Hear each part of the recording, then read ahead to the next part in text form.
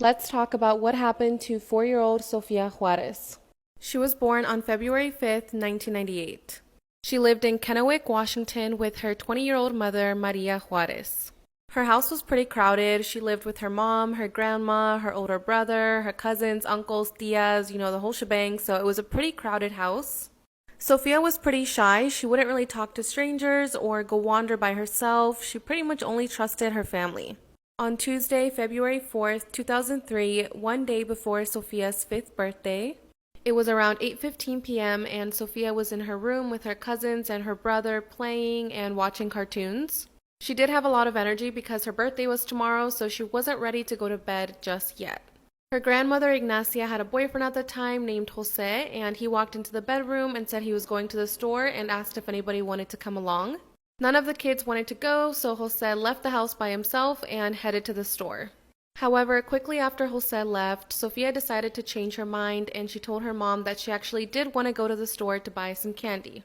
This was literally moments after Jose left the house, so Maria thought that he was still at the front door or that he was still at the end of the driveway, so she told Sofia she could head on out. She gave Sofia a dollar bill, she helped her put on her white sneakers, and at around 9:15 p.m., Sofia left the bedroom. At around 9:45 p.m., Jose comes back from the convenience store alone. Ignacia and Maria are asking him where Sofia is, and he says he never saw Sofia. He didn't know that Sofia was coming after him, and he didn't see her at the store, and he didn't see her on his way back. The family began to panic, and they called 911 and reported Sofia as missing. An Amber Alert was immediately issued for Sofia, and she was actually the first Amber Alert ever issued in the state of Washington. A 10-year-old relative of Sofia tells police that he saw Sofia leaving this driveway accompanied by a man dressed in all black. He was wearing a black sweatshirt, black pants, black sneakers, and Sofia didn't seem hesitant to go with him. Sofia wasn't crying and she didn't seem to be in distress, so people believe that she was most likely walking with a family member, someone that she knew and someone that she trusts. However, since this relative was only 10 years old, police didn't really know if they could trust what he saw, so to this day, his sighting has never been confirmed. The grandmother's boyfriend was cleared, as well as Sofia's father. For the next 18 years, there would be no leads in Sofia's disappearance. Until April of 2021, when this TikTok account called Acá y Allá uploaded this video with the woman in Culiacan, Mexico. This woman says that she was 22 years old and that she didn't like her birthdays. She also said she wanted to give a shout out to her grandparents and wanted them to come save her because she was kidnapped. Part 2 should be up now. Alright, part 2 on what happened to Sofia Juarez. So she tells him that she's been kidnapped and he kind of makes a joke of like, oh, you don't look kidnapped to me. And she laughs, but she says, honestly though, if someone is watching this video, please come help me because I don't know where I am and I'm kidnapped. He ends the video by asking her what her grandparents' name are, but she can't remember, and then he tells his followers to help her get connected to her family. When he posts this video, it literally blew up all over TikTok. It has over 2 million views, and a lot of people started commenting saying that this girl looked exactly like Sofia Juarez. Everyone was freaking out, and they were like, oh my gosh, you just found Sofia Juarez. She's been missing since 2003. I believe over 70 people submitted this TikTok to the Kennewick Police Department. The Kennewick Police Department tried to get in contact with this woman, but were unable to locate her until months later, and in February of 2022, so just a few months ago, they obtained a DNA sample from this woman and they compared it to Sofia's, and it came back as negative. This woman was not Sofia Juarez. So now police are back to square one and they still don't have any other leads. In June of 2021, the police department releases new information that came forward to them in 2003. The day after Sofia went missing in 2003, a witness came forward and said that they saw Sofia at the street walking with a teenage boy. This teenage boy was a young Hispanic male between the ages of 11 to 14 years old. He had a chubby face, he had a baby face, and he also had a mark on one of his cheeks. Sofia and this teenage boy were walking to the end of the street where there was a van parked around the corner. The witness says that Sofia was crying and this teenage boy was laughing while he was walking with Sofia, which honestly just gives me such an eerie feeling. I mean, this little 4-year-old girl is over here crying and she's obviously scared and this boy is just laughing. Back in 2003, the police didn't want to release this information because they were scared the suspect would run away. But now, over 18 years later, they finally released this description of the suspect and the van, and they hope that someone out there will recognize this person. If you want to read more about Sophia's case and read a detailed description of the suspect and the van, you guys can go to the Kennewick Police Department's website. They have a whole page dedicated to Sophia. Here is an age-progressed photo of Sophia. She would be 24 years old today. Unfortunately, in 2009, Sophia's mother, Maria, passed away due to medical complications. She passed away without ever finding out what happened to her daughter. If you know anything about Sophia's whereabouts, please call the number on the screen. It's been over 18 years since she was last seen, and the family needs to find her, and they need this closure. If you guys want more detail about this case, I do have a full YouTube video on my channel that's up now. The link will be in my bio. Thank you guys for listening to Sophia's story today. Let's talk about what happened to 34-year-old Rita Gutierrez Garcia. Rita was a mother of 3 from Longmont, Colorado. She had 2 sisters named Jessica Nicole and an older brother named Omar. She was really close to her family, especially with her mother, Diane. Rita loved to listen to music, and she also liked to cook Italian meals and bake Italian desserts. She was also working towards becoming a paralegal. So fast forward to St. Patrick's Day weekend in 2018. Rita and her friends and family had plans to go celebrate St. Patrick's Day at some bars in downtown. The following day, on Sunday, March 18th, her sister Nicole was having a baby shower, so she was going to have a very eventful weekend. So on Saturday, March 17, 2018, Rita and her group meet at this bar called Breakers, and they're pretty much there the entire night. They're having a lot of fun drinking and celebrating St. Patrick's Day, but eventually the party has to come to an end. So at around 2:30 in the morning on Sunday, March 18th, the group headed to this parking lot behind the Three's bar. Rita was seen talking on the phone as she walked towards the parking lot, and she told her friends and family that she was getting a ride from someone else. Later that morning, Diane heads over to Rita's house to pick her and the boys up to go over to Nicole's baby shower. She calls Rita to let her know she's on her way, but Rita doesn't pick up the phone. When she gets to Rita's house, she walks inside and sees that Rita is nowhere to be found. Rita's 3 boys tell Diane that their mother never came home that night. After numerous attempts to contact Rita, the family decides to call the Longmont Police Department and report her as missing. The Longmont police immediately knew that Rita wasn't a runaway and that something bad had happened to her. They head over to the parking lot where she was last seen to see if there were any witnesses or surveillance cameras that might have caught her, but there were none.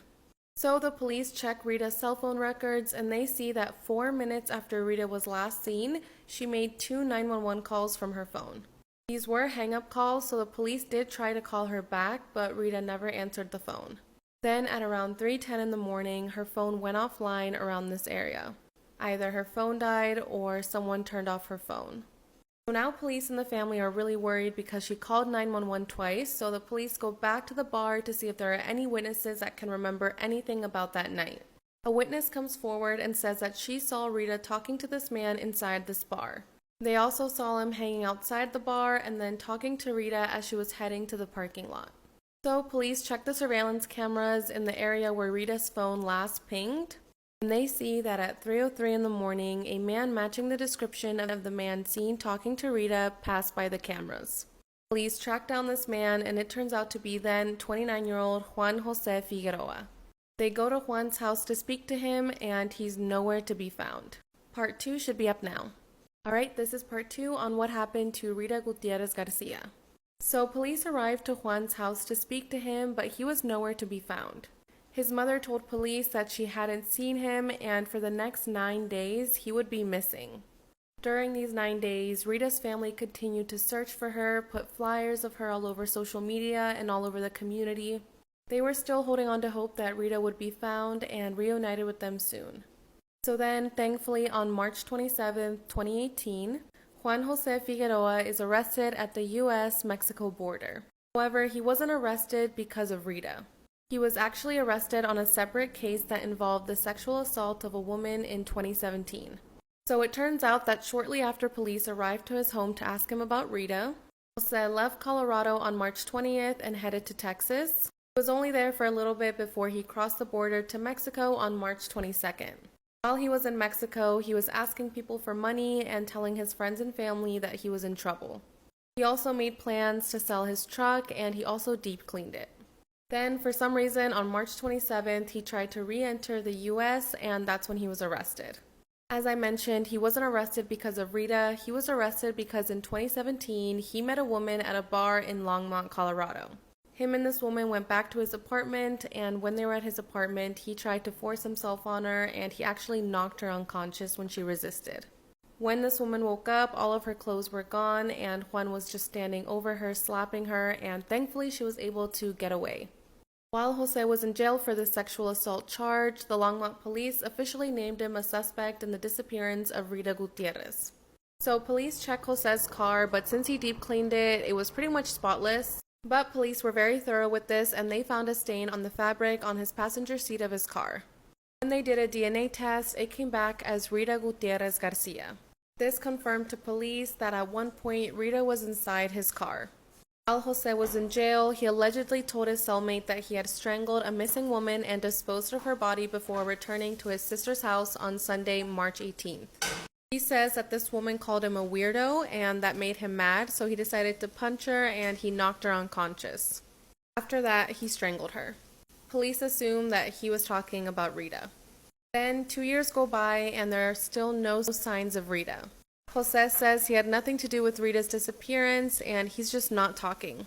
Then on April 6, 2021, Juan was indicted by a grand jury for the kidnapping and murder of Rita Gutierrez Garcia. To this day, her body has never been found. The family installed a bench in Rita's honor, and this is a place where they can go visit Rita and talk to her. There is a $10,000 reward for anyone that can lead police to Rita's body. I hope that she's found and the family can have some type of closure. Let's talk about what happened to 4-week-old Brian Dos Santos Gomez. Brian was born on November 3, 2006. His parents are 23-year-old Maria de Fatima Ramos and 26-year-old Jurandir Gomez Costa. They're from a village in Minas Gerais, and they came to the United States 2 years before Brian was born. They wanted to come to the United States to have a better life for them and their kids, but unfortunately it was very difficult for them to come. So they had to resort to using coyotes to get them to come to the United States. Once they came to the United States, they ended up living at the Tropical Trailer Park in Fort Myers, Florida. Then on December 1st, 2006, Maria was out for a walk with 4-week-old Brian and her friend Janice. They had just finished going to some doctor's appointments and were waiting at a bus stop on Route 41 that was going to take them back home.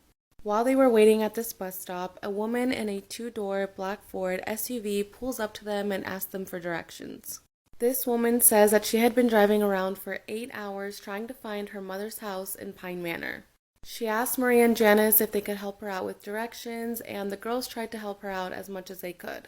Then their bus finally arrives, so Maria and Janice tell the woman goodbye and they get on the bus with baby Brian. After a while, the bus reaches their destination, and when Janice, Maria, and baby Brian get off, they see that the same woman in the black SUV is now waiting for them outside the bus stop. This woman had literally followed them from their previous bus stop all the way to this new location. So this woman approaches the girls again and asks them for directions. She said she really needed to get to Pine Manor because her mother was watching her baby. She even offered to pay Maria and Janice money if they got inside her car and showed her how to get to the right address. Now, I'm not sure why they made this decision, but Janice and Maria decide to help this woman and they get inside the car with baby Brian.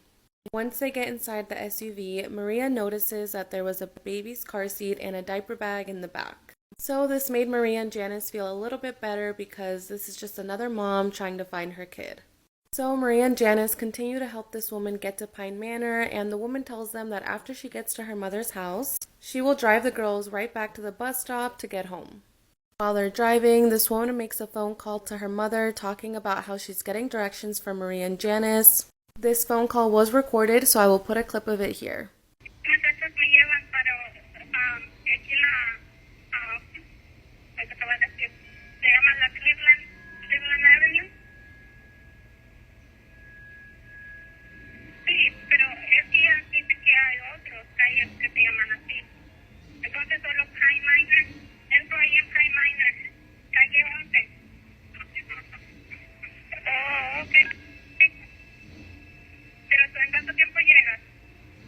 This is part 2 on what happened to 4-week-old Brian Dos Santos Gomez. Pero tú en cuánto tiempo llegas?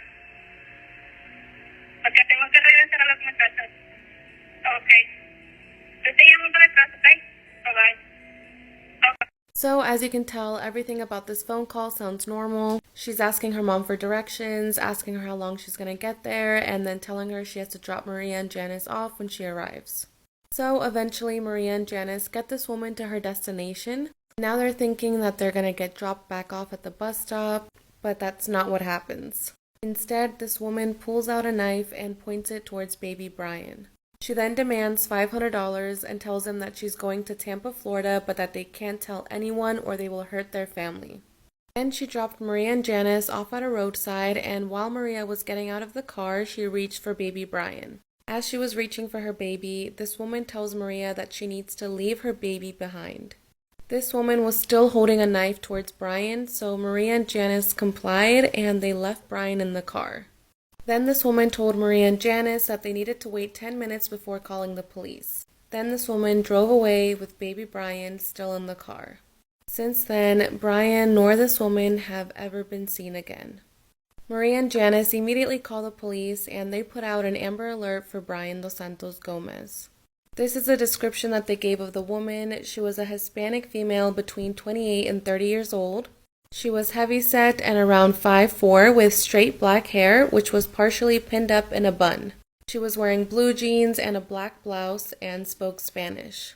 At first, police believed that this was a random abduction since there was a car seat and diapers in the back seat. This means that this woman was most likely out there looking for a baby to take. The story she made about needing to get to her mother's house in Pine Manor was most likely just a ruse to get the woman inside the car. Police were rolling with this idea for a while until they found out the immigration status of Maria and Jurandir. When they found out that they had crossed through coyotes, they started to believe that maybe Brian was taken in retaliation of the coyotes. Maybe Maria and Jurandir had missed a couple of payments and this is what the coyotes did to get back. However, the coyotes came forward and they said that they don't take children as retaliation and that they had nothing to do with Brian's disappearance. Then another woman came forward and said that she had also been approached by the same woman in the same black SUV that day. She was walking with her grandchild and the woman asked for directions. She didn't get in the car or give her any directions, but it could be the same woman. Now police believe that maybe it's a woman that had recently miscarried and wanted to raise a child as her own. Here's an age-progressed photo of Brian, and we hope that one day when he applies for a driver's license or an apartment, he will find his true identity. I hope that Brian will be found soon.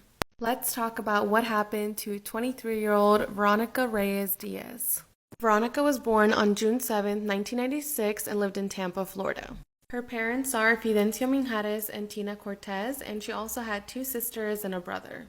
Veronica was extremely close to her family. She absolutely adored her siblings, and she had a really great relationship with her parents. Her family describes her as being very loud and outspoken, but in a good way. She wasn't afraid to say what's on her mind, and she could hold a conversation with pretty much anyone.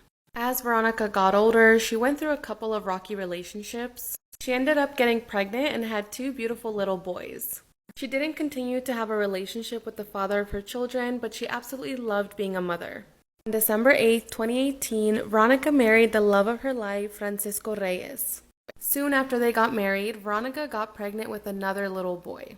Her family was growing, and now she was living at the Valrico Hills mobile home community near Dover, Florida with her 3 kids and Francisco. Francisco worked in construction, and Veronica worked at a Taco Bell. However, after the birth of her 3rd son, Francisco told her that she could quit her job and be a stay-at-home mom. However, Veronica really wanted to keep her job at Taco Bell. She told Francisco that she didn't want to quit, but he reassured her that being a stay-at-home mom would be the best thing to do for her children, so that's what Veronica did. Veronica was an amazing wife. She would cook for Francisco and make sure he had a packed lunch to take to work every single day. She would clean his clothes, clean the house, and take care of 3 young children. So on Friday, January 17, 2020, Veronica made plans with her friend Mariah to go out later that night. She was always home taking care of 3 children, so she really needed this night to just go out and have some fun. Now, Francisco was not too happy about this. He didn't like it when Veronica would leave, so he tried to convince her to stay home and cancel on her friend. But Veronica stood her ground and told him she was going out no matter what. So later that night, Mariah stops by to pick up Veronica and her 2 oldest kids to head out. Veronica's sister was actually going to babysit the 2 older kids while the youngest stayed home with Francisco. They dropped the kids off and then headed over to Chili's to start their night. At the Chili's, they were having an amazing time. Veronica was really enjoying her night out without children and just hanging out with her friend. However, after a while of being out, Veronica's phone began to blow up with messages from Francisco. He was sending her messages, asking her where she was, what she was doing, and telling her she needed to come home now. Along with these messages, he was also calling her non-stop and sounded very mad over the phone. At around 12:30 a.m., the girls left Chili's and headed home. At around 1 a.m. on Saturday, January 18th, Mariah drops Veronica off at her house and then drives away. Okay, part 2 should be up now. This is part 2 on what happened to Veronica Reyes Diaz. So after Veronica gets dropped off at her house, she gets inside her red SUV and heads over to her sister's house to pick up the kids. She gets there at around 1:10 in the morning, and her sister says that Veronica looked completely normal. She looked very happy and was excited to pick up the kids. So at around 1:45 in the morning, Veronica and the children arrive back to the house. They walk back into the house and Veronica tucks her children into bed. Later that morning at around 6:30 a.m., Francisco wakes up and notices that Veronica isn't lying next to him in bed. So he gets up and checks the rest of the house, but Veronica is nowhere to be found. He wakes up the oldest boy and asks him if he has seen his mom, and the boy says that after mommy tucked him into bed, he heard her go outside. So Francisco goes outside and sees that the family's SUV is parked with the passenger door open. He thought this was weird because if Veronica did go visit a friend or family that morning, she would have taken her car. Also, why would the door be left open? So he checks inside the car, and that's when he finds Veronica's keys, her purse, wallet, cash, and the shirt she was wearing the night before. Yo creo que le ha pasado. Encontramos su camisa aquí, esta fue la que llevaba cuando salió de la casa, pero no entiendo por qué está aquí. También su cartera está aquí, su identificación está aquí.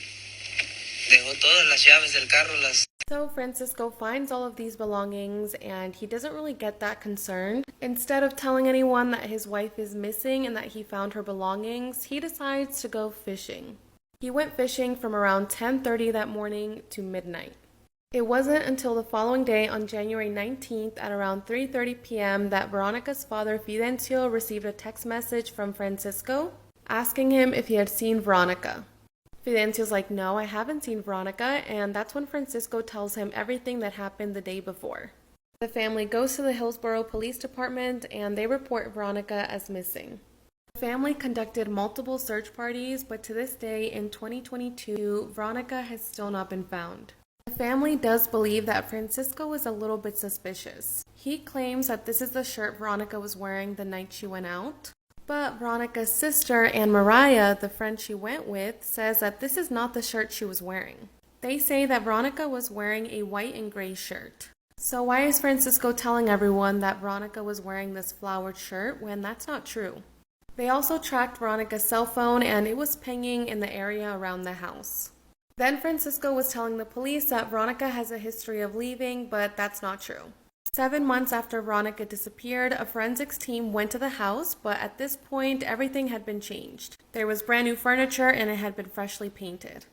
Okay, there's just so much information on this case, so I'm going to have to do a part 3. Let's talk about what happened to Cynthia Martinez Perez. Cynthia was born on July 13th and lived in Tigard, Oregon. She was the oldest of 6 and she absolutely loved spending time with her family and was really close to her mother Angelica and her stepfather Cesar. Fast forward to July of 2017, Cynthia had just given birth to her daughter Sophia and she was now living in Woodburn, Oregon. She now had 4 children and she couldn't be happier. She absolutely loved being a mother and was so happy that her family was growing. On Saturday, July 15th, 2017, Angelica and Cesar took Cynthia out to breakfast to celebrate her birthday. She had turned 26 years old 2 days earlier, so they took her out to breakfast and they took this photo of Cynthia and her baby Sophia. During breakfast, they made plans to go out hiking the next day, and before breakfast was over, Cynthia asked her parents if they could watch Sophia that night. She said she wanted to go to a quinceañera, and the parents were like, yeah, of course, we'll watch Sophia, you go and have fun. Later that night, Cynthia got all ready and took the selfie before heading out to the quinceañera. Cynthia arrived to the quinceañera, and at around 10:30 p.m., Angelica called her just to check in. Cynthia said she was going home soon, but was just waiting for them to cut the cake. Then Angelica went to bed and was just expecting to see Cynthia the next morning for their hike. The next morning, Angelica and the rest of the family wake up and start getting ready for the hike. Everyone is ready to go, but they're just waiting for Cynthia to show up. The family thought that Cynthia might have just slept in since the night before she had gone out to that quinceañera, so they continued to wait.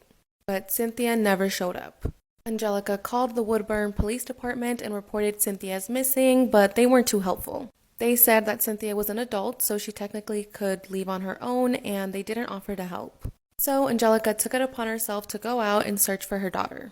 After talking to a few people, Angelica discovered that Cynthia had reunited with a female friend at this quinceañera. This female friend was like, hey, let's go out for your birthday, let's go to a bar and have some drinks. So after the quinceañera ended, Cynthia and this friend went to this Tequila Nights bar in Kaiser, Oregon. Angelica and Cesar head over to this bar and they start looking at the security footage and they spot Cynthia. Since she was wearing a romper, she didn't have any pockets, so she gave her friend her cell phone, her wallet, her ID, all that stuff to carry.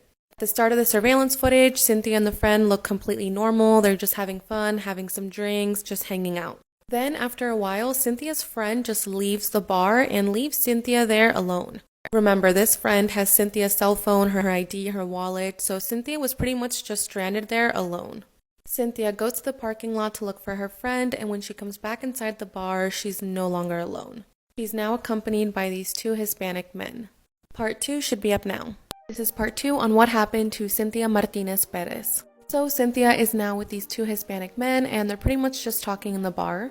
Then at around 2:35 in the morning, when the bar closes, Cynthia leaves to the parking lot with the two men.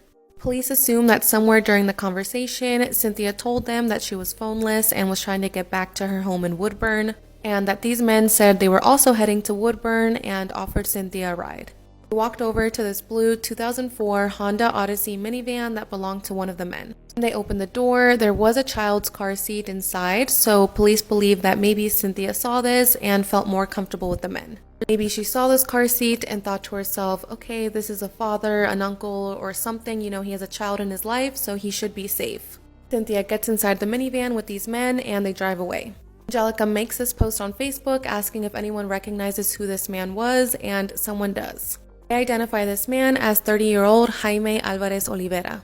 Somehow Angelica gets this man's home address and she shows up and starts knocking on the door. When she pulls up to the house, the blue minivan seen on surveillance footage is parked in the driveway. So she's knocking and finally a woman opens up. Angelica asks this woman if she knows who Jaime is and where he is, and she says she has no idea who that is. But Angelica wasn't going to take no for an answer, so she continued to knock until the woman said, fine, he's my husband, but I don't know where he is. Then this woman called the cops on Angelica because she wouldn't leave her front door. When police arrive, they tell Angelica that she needs to leave, and she tells them, listen, this guy was the last person seen with my daughter, I need your help. And the police tell her that they can't help her because Cynthia disappeared in the Kaiser area, not the Woodburn, so she needs to go contact the Kaiser Police Department. Thankfully, the Kaiser Police Department takes Angelica seriously and they officially file Cynthia as missing. Police find one of the men that was with Cynthia that night, and they haven't released his name to the public because he was cooperating with police. He admits that he was with Cynthia that night, but he was the first one to get dropped off at his house, and then Jaime and Cynthia drove off alone. Kaiser is around 25 minutes away from where Cynthia lived in Woodburn, so anything could have happened during that 25-minute drive. Police believe that Jaime left the area on Sunday, July 16th, the day after Cynthia was last seen. He could possibly still be in the United States, he could be in Mexico now, he could be anywhere.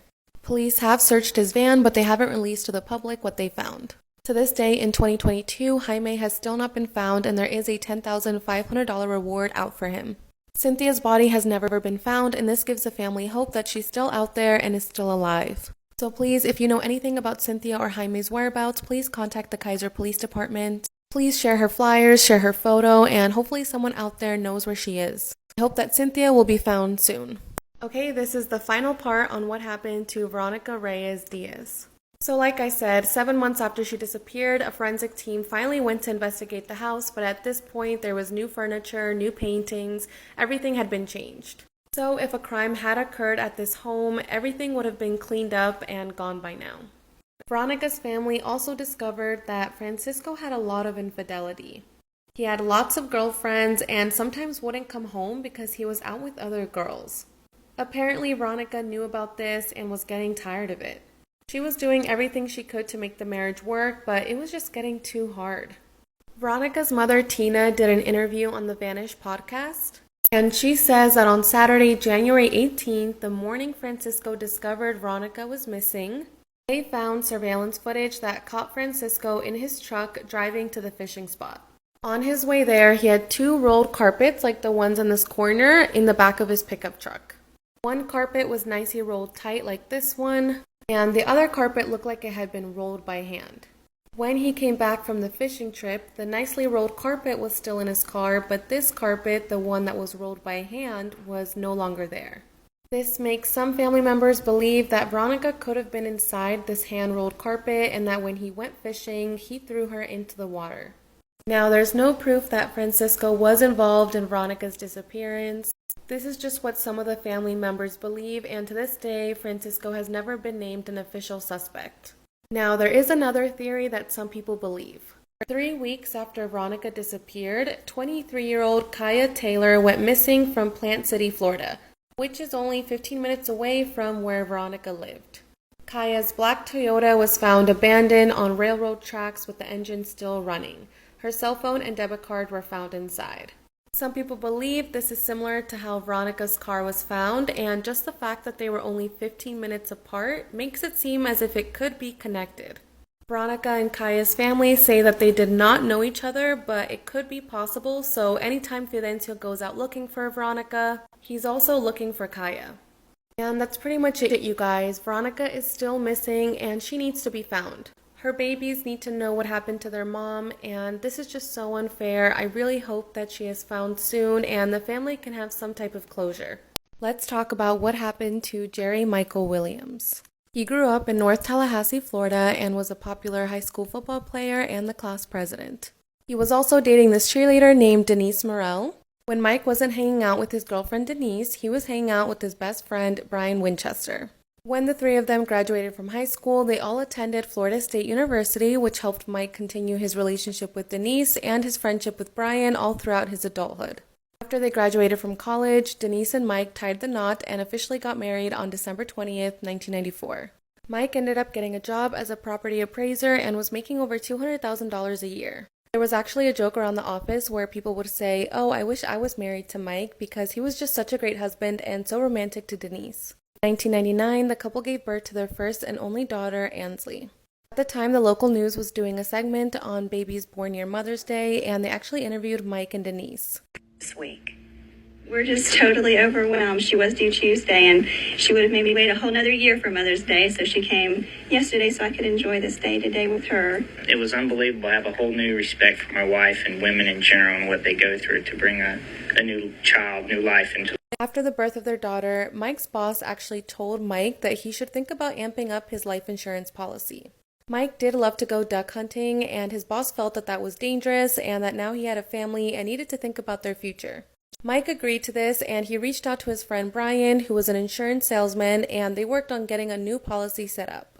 In the end, Mike ended up taking out a $1.75 million life insurance policy. So then, on December 16, 2000, Mike had plans to go duck hunting in the morning and told his wife Denise that he would be back by noon. Him and Denise were actually going to celebrate their anniversary, so he was just going to go hunting and then come back and begin the celebration. Some time goes by and it's now 30 minutes past noon and Mike still has not returned from his hunting trip. Denise starts to get worried, so she starts blowing up Michael's phone, but he doesn't pick up. Then she decides to call her father, and she calls Brian to see if they have heard from Mike. Neither her father or Brian have heard from Mike, but Brian says that he will go out to the lake and start searching for Mike. So Brian and a couple of other people go out to Lake Seminole and begin looking for Mike. However, there was a huge storm coming their way, so they had to call off the search and move it to the next morning. The next morning, Brian and his father go back to Lake Seminole, and that's when they find Mike's car abandoned. Then, just a couple hundred yards away, they find Mike's boat, which was also abandoned. Brian and the search party begin looking around the area near Mike's boat, and they quickly realize that it's surrounded by very large alligators. This is when people started to theorize that maybe Mike was driving his boat and he accidentally hit a stump. Then either he fell overboard and his waders quickly filled with water and he drowned, or these alligators got to him. Okay, part 2 should be up now. Alright, this is part 2 on what happened to Jerry Michael Williams. So while some people believe that Mike might have been attacked by alligators, his mother Cheryl did not buy this. She says that if her son had been eaten by alligators, there would be proof of that. Alligators usually don't eat an entire human, and they usually leave behind body parts. Even though there was no evidence to prove that Mike had been attacked by alligators, police were running with this theory and the theory that he might have accidentally drowned. So a few months go by since Mike's disappearance, and there's still no sign of him. Then, out of nowhere, a couple of his items begin to appear in the lake. They found a hat that might have belonged to Michael, they found his waders, his ID, his wallet, his hunting certificate, and his flashlight. The weird thing about this is that everyone had searched that lake thoroughly and no one had ever found any of these items. So why now, months after his disappearance, are these items randomly appearing? His hunting certificate was still legible and his flashlight still worked. If these items had been submerged in water for the past months, why were they still in good condition? A lot of people began to speculate that maybe someone planted these items. Going back to Mike's wife Denise, she actually seemed to be doing okay with the disappearance of her husband. 19 days after he disappeared, she tried to claim his life insurance policy but was denied. They told her that Mike needed to be declared officially dead, and since there were still search parties out for him, they couldn't give her the money. But when Mike's belongings were found in the lake, she told the insurance that this was enough proof to show that Mike was most likely deceased. Then, just 6 months after her husband disappeared, she got a judge to sign his death certificate and she was granted his life insurance policy. She received almost $2 million from Mike's life insurance. Then 5 years went by since her husband was last seen, and Denise was already dating a new man. And you'll never guess who this new man was. Denise was now dating Brian Winchester, her husband's best friend who actually wrote Mike's life insurance policy. Denise literally cut off all of Mike's family, and she was now engaged to Brian, and they were both living inside Mike's house. I mean, what the heck, you guys? That is seriously so messed up and just so wrong. Honestly, their relationship was a pretty hot mess. Denise ended up cheating on Brian, Brian cheated on Denise, and their marriage quickly began to fall apart. In 2012, Denise told Brian that she wanted to leave him and file for divorce. 4 years after their separation, Brian ended up kidnapping Denise and held a gun to her head and threatened both of their lives. He said he couldn't live without her, and Denise was able to calm him down and escape. She went straight to the police station and reported this incident, and Brian was arrested. When Brian was in jail, he decided to come out and tell the truth about what happened to his best friend Mike. It turns out that Brian and Denise started their affair way before Mike's disappearance. They really wanted to be together and wanted to gain the money from Mike's life insurance policy, so they began to brainstorm ideas on how to get rid of Mike. That's when they came up with the idea for Brian to invite Mike to go hunting, throw him overboard on the boat, and then let him drown to death. That plan did not work. Mike did not end up drowning, so Brian made the decision to shoot his best friend in the head. Honestly, there's just so much more to this case, but Denise is serving life in prison, and Brian was actually given immunity because he testified against Denise. So messed up how Mike was betrayed by the two people he trusted the most. Let's talk about what happened to 19-year-old Adrienne Salinas. Adrienne was born on November 5th, 1993. She was definitely a daddy's girl. Her and her father Rick had a really good relationship, and he saw her as his little princess. When Adrienne was in 8th grade, she met this boy named Francisco. They had a really close relationship, and they soon started to date, but they never really had an official label. Francisco described their relationship as being more of an open one, but Adrienne didn't feel that way. So on Friday, June 14, 2013, Adrienne hosted a birthday party at her apartment in Tempe, Arizona. The party started at around 10 p.m. and over 40 people attended. Adrienne's roommates say that the entire night, Adrienne was very annoyed at Francisco. She felt that he wasn't paying enough attention to her, and he was also talking to other girls at the party. This led them to a big argument, and they decided to leave Adrienne's apartment and go over to Francisco's apartment in Scottsdale, Arizona. His apartment was only 15 minutes away, and they arrived there at 2:30 in the morning on Saturday, June 15th. Adrienne was only there for half an hour, and they continued to fight, but it was going nowhere, so at 3 o'clock in the morning, she decided to leave. She started to walk back to her apartment, which was 15 minutes away driving. Francisco doesn't want Adrienne to walk alone at 3 o'clock in the morning, so he gets in his car and starts looking for her. When he finds her walking along the street, he tells her to get back in the car and that he'll drive her home. So she gets inside his car, they start making their way to her apartment, but then they start fighting again. When they get to a red light, Adrienne gets out of the car and starts walking to her apartment. Francisco did try to stop her, but she continued to walk away and ignore him, so he decided to call her roommates and let them know that she was on her way home and she was walking alone. Then he decides to just drive off. Adrienne makes it back to her apartment at around 3:40 in the morning, and the party is still going on. Her roommates say that Adrienne seemed very upset and she didn't want to stay there, so she went into her room, packed a bag, and told them she was going back to Francisco's. As Adrienne is making her way to Francisco's apartment, she calls him over 37 times. He never picked up the phone, but she did send him a text message saying, "I'm coming over." Then at 3:44 in the morning, police get a call from a Starbucks employee on their way to work who says that a car is driving erratically, hit a curb, blew their tires, and then just drove away. When police got to the scene, the car was already gone, but they did have their license plate numbers, so when they did a quick background check, it came back as Adrienne Salinas' car. So it's believed that after Adrian blew out her tires, she tried to get back to her apartment, but her car didn't make it. She parked her car a block away and then walked back to her apartment. So Adrian makes it back to her apartment for the second time, and she quickly changes her clothes, leaves her car keys, and heads back out. Since she couldn't drive her car, she called the Scottsdale cab company and asked for a ride. She tells the cab driver to meet her at the AM/PM that's only a couple blocks from her house. The cab driver arrives at 4:53 in the morning, but Adrian is not there. The cab driver calls Adrian to see if she's on her way, and she says, "Yes, I'm heading there now." Then 14 minutes go by and Adrian is still not there. The cab driver calls her once again, but this time she doesn't pick up the phone. And the cab driver just drove off. Then for the rest of that day, on Saturday, June 15th, no one hears from or sees Adrian at all. Okay, part 2 should be up now. This is part 2 on what happened to Adrian Salinas.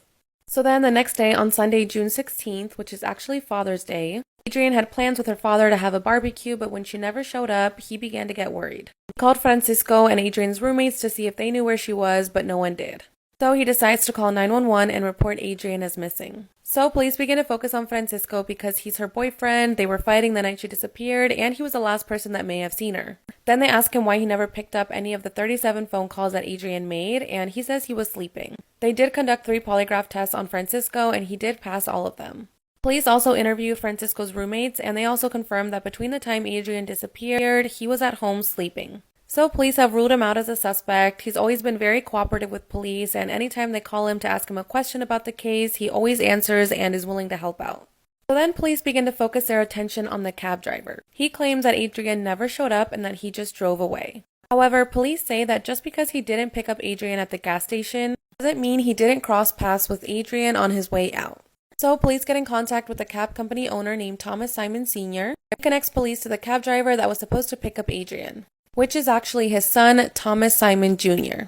Police begin to tail Thomas Simon Jr., and he quickly catches on and loses the tail. A few days later, police show up to his house and ask him if he can take a polygraph test, and he says no. There is audio footage of this confrontation on YouTube if you guys want to listen to it. He basically says, "Listen, I'm a hard worker. That lady called me asking for a ride. I went and she never showed up. That's it." The police eventually get a warrant and they search his car. They do get a statement from one of his passengers saying that one time he did show them a hacksaw in his trunk. Police then interrogate Thomas Simon Jr., which you can watch on YouTube, and they also take a DNA test from him. His father has really tried to defend him. He tells police that maybe someone saw Adrian walking by herself and offered her a ride. That maybe she didn't realize this wasn't the cab company she called and she got inside and then something bad happened. The father even made this YouTube video where he walks from Adrian's apartment to the AM/PM and shows all the spots where she could have potentially been kidnapped. He basically wanted to show that anyone along this route could have seen Adrian and could have taken her. Then, 2 months later, on August 6th, skeletal remains were found and confirmed to be Adrian's. I don't want to get into too many details, but not all of Adrian's body was found. Her body was found 30 minutes away from where she was last seen. Since not all of her body was found, to this day, her cause of death has never been determined. They also weren't able to find any DNA, so they weren't able to match it to Thomas Simon Jr.'s. So then 2 years go by with no answers, and then in 2015, Brian Patrick Miller comes up. January of 2019, he had just been arrested for the murder of 2 young females back in 1992. It turns out that the night Adrian disappeared, Brian was attending a party just a mile away. Some people believe that maybe Brian saw Adrian walking alone and decided to do something to her. He also used to work near where Adrian's body was found. However, to this day, no one has ever been charged in Adrian's murder. She rests in peace, and I hope her killer is caught soon.